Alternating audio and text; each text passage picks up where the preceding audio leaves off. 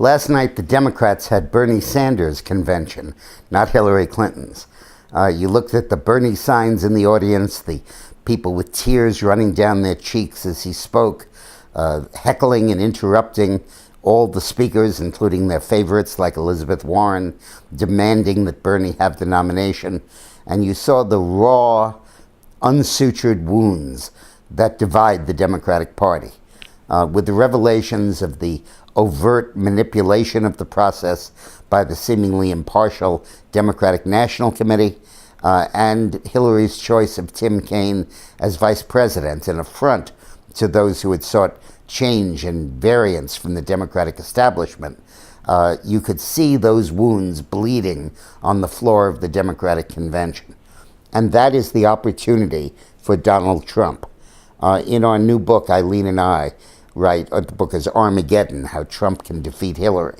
We write that those Sanders people you saw on your TV screen last night are the swing voters. Those are the voters who will elect Donald Trump, either by voting for him or by voting for one of the minor candidates or by staying home. And the fundamental fact is they hate Hillary. 46% of the Democratic primary voters, 13 million of them, voted against Hillary, voted for Bernie Sanders. Originally, it began as an anti-Hillary vote, but eventually it became a commitment to the kind of change Sanders is recommending. And that is much closer to the kind of change Trump is recommending than the status quo that Hillary Clinton is dedicated to defend. It is Trump who wants to reimpose Glass-Steagall and make sure that banks do not gamble with federally guaranteed money. It is Trump who does not want to bail out banks when they fail.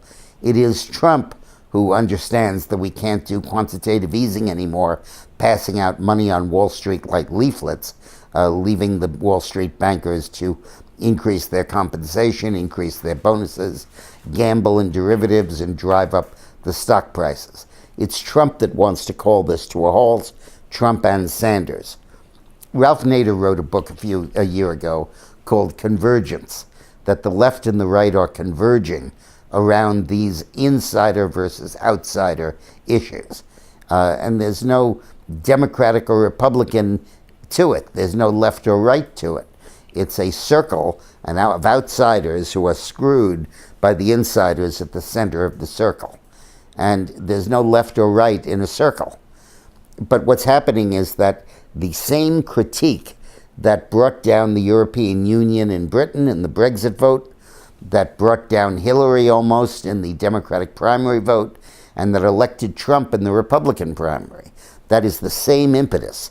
It's the desire of those who have been subordinated to the national economy to come up and be heard by their political leaders, for political leaders to put Americans' interests first, rather than the interests of making money for the globalist masters.